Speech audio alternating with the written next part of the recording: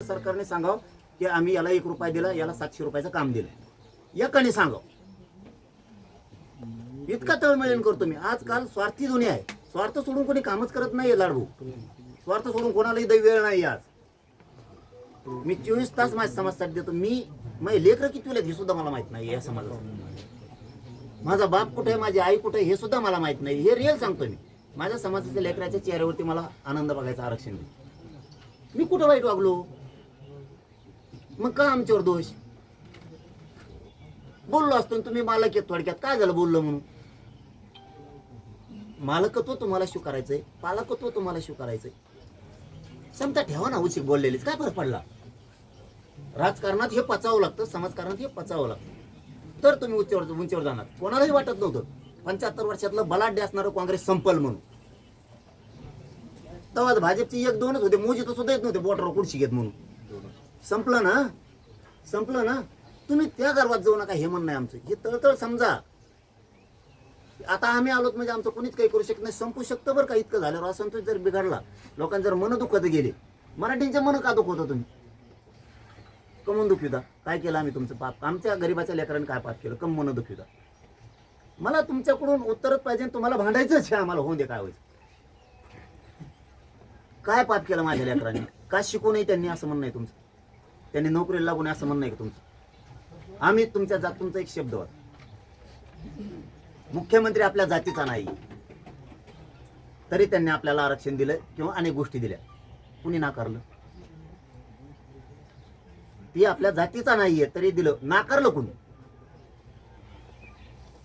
त्याच बोलतोय का? मीडियात बोललो ना राव. तुम्ही गॅजेटियरचा JR दिल्यापासून बघा तुम्ही. मुख्यमंत्र्याला विखे पाटील साहेबाला श्रेय दिले मी ते डायरेक्ट. आणि ह्या 8 महिन्यात फडणवीस साहेबाला बोललेलं मला दाखव. या 8 महिन्यात म्हणतो मी तुम्हाला. मी ह्या 8 महिन्यात तुमच्याबद्दल कधीच भांडलो नाही. तुमचा सन्मानच केला नाही. तुम्ही भांडा ना. माझं ते मतच नाहीये. आमचं घराणं कोणी ऐकून घ्यायचं? आमची तळतळ कोणी ऐकून घ्यायची? आम्ही मुख्यमंत्र्याला बोललोच नाही या 8 महिन्यात. तुम्ही आता आम्हाला भाऊ म्हटलात ना.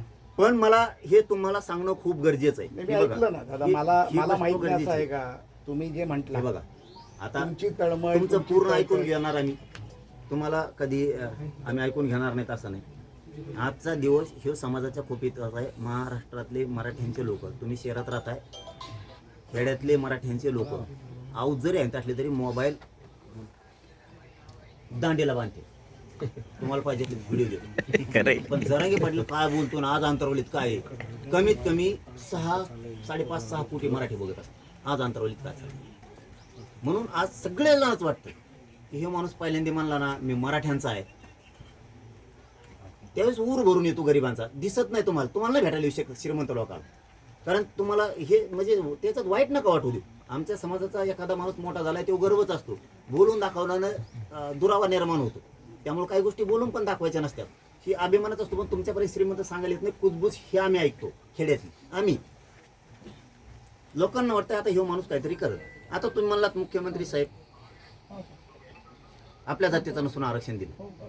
पण तुम्ही हे पण विसरले ना आपल्या जातीचं नसून मराठीने निवडून दिलं.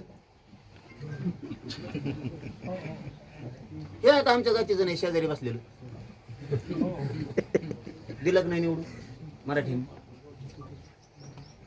म्हणजे तुम्ही आमच्यात ना द्वेष भावनेनं बघून ते आमच्या जातीचे नाहीत तरी आरक्षण दिलं. पण ते आमच्या जातीचे नाहीत मराठीने निवडून पण दिलं राव. हे तुम्ही विसरायला चाललात. ते तुम्ही आम्हाला एक बाजूनं कोपऱ्यात लोटायला आणि एका बाजूनं माया पण करायला. आमचं म्हणणं आहे नको. आमच्या लेकरांनी काय पाप केलं मला सांगा. 83 क्रमांकाला आमची मागणी होती. आता आपण मूळ विषयाकडे येतो. आमची मागणी होती सरसकट मराठ्यांना कुणबी प्रमाणपत्र द्यायचे. कमून नाही दिले.